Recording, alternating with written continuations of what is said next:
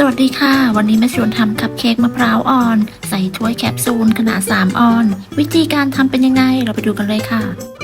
เริ่มจากการทำตัวเนื้อเค้กก่อนตัวเนื้อเค้กจะใช้สูตรชิฟฟ่อนค่ะเป็นสูตรชิฟฟ่อนใบเตย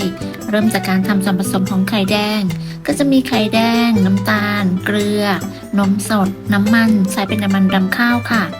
กลิ่นใบเตยแล้วก็สีเขียวเล็กน้อยใส่ส่วนผสมรวมกันทั้งหมดแล้วก็คนให้เข้ากันเมื่อคนจนเข้ากันดีแล้วขั้นตอนต่อไปเราก็จะใส่แป้งก็จะมีแป้งเค้กและผงฟูร่อนแป้งเค้กและผงฟูลงไปในส่วนผสมจากนั้นก็ใช้ตะกร้อมือคนส่วนผสมให้เข้ากันด้วยความเร็วคนจนเข้ากันดีแล้วก็พักส่วนผสมของไข่แดงไว้ก่อนต่อไปเรามาตีไข่ขาวเปิดสปีดความเร็วกลางตีไข่ขาวจนขึ้นฟองหยากเล็กน้อยจากนั้นใส่น้ำมะนาวหรือครีมออฟทาลงไปเสร็จแล้วก็ทยอยใส่น้ำตาลทรายแจกแบ่งใส่3ครั้งแต่ละครั้งก็ให้ห่างกันประมาณ 10-15 วินาที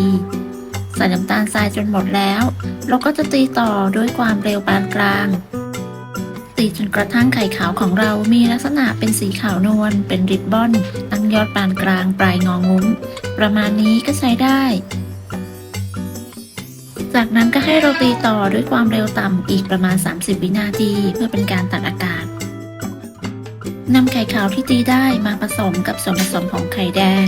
โดยแจ็คแบ่งใส่3ครั้งแล้วก็คนตะล่อมให้เข้ากันด้วยความเบามือหากว่าเราทำแรงไปก็อาจจะเป็นสาเหตุทำให้เค้กของเราไม่นุ่มฟูและการผสมนานเกินไปก็อาจจะเป็นสาเหตุทำให้เค้กของเราไม่นุ่มฟูได้เช่นกัน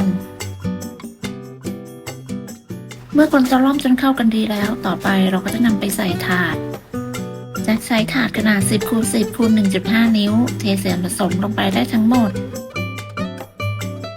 จากนั้นเกลี่ยส่วนผสมให้ทั่วถาดและให้เรียบเสมอกันแล้วก็เคาะเบาๆเพื่อไล่อากาศก่อนนำเข้าอบที่ไฟบนล่างไม่เปิดพัดลม160องศาใช้เวลาประมาณ 20-25 นาที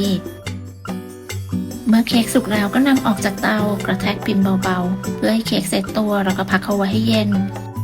ระหว่างรอให้เค้กเย็นเราก็ไปทำซอสมะพร้าวกัน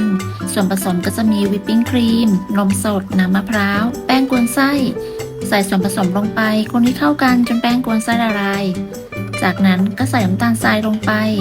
เปิดไฟอ่อนค่อนไปกลางแล้วก็คนจนกระทั่งน้ำตาลทรายละลาย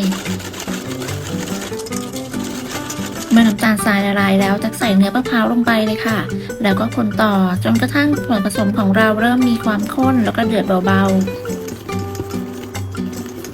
ๆพอได้แบบนี้แล้วปิดเตายกลงจากเตาพักไว้ให้เย็นเลยค่ะเค้กที่พักไว้จนเย็นแล้วจะนำมาตัดแต่ละชิ้นได้ขนาดประมาณ 2x2 นิ้วถาดนี้ก็จะได้ทั้งหมด25ชิ้นพอดีจากนำไปใส่ถ้วยทรงแคปซูลขนาด3ออนเป็นถ้วยพลาสติกยางหนามีฝาปิดล็อกขนาดน่ารักน่ารับประทานเลยค่ะใส่เราก็จะได้ประมาณนี้ต่อไปเรามาตีวิปปิ้งครีมกันค่ะวันนี้จะใช้เป็นวิปปิ้งครีมนอนเดอรี่เป็นวิปปิ้งครีมที่มีความหวานอยู่แล้วจะก็แค่ตีให้ขึ้นฟูเป็น2เท่าจากนั้นจะก็จะนำไปใส่ถุงบีบโดยใส่หัวบีบเบอร์2 ดีลงไปแล้วก็ตักวิปปิ้งครีมใส่ลงไปตักในปริมาณที่พอเหมาะจะได้จับถนัดมือเสร็จแล้วเราก็จะนำไปตกแต่งกันตักบีบวิปปิ้งครีมไปบริเวณขอบถ้วยแล้วก็เว้นช่องตรงกลางเพื่อจะใส่หน้ามะพร้าว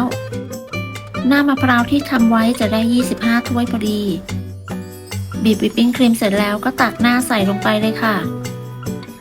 เสร็จแล้วก็ตกแต่งให้สวยงามตามชอบจะตกแต่งด้วยใบเตย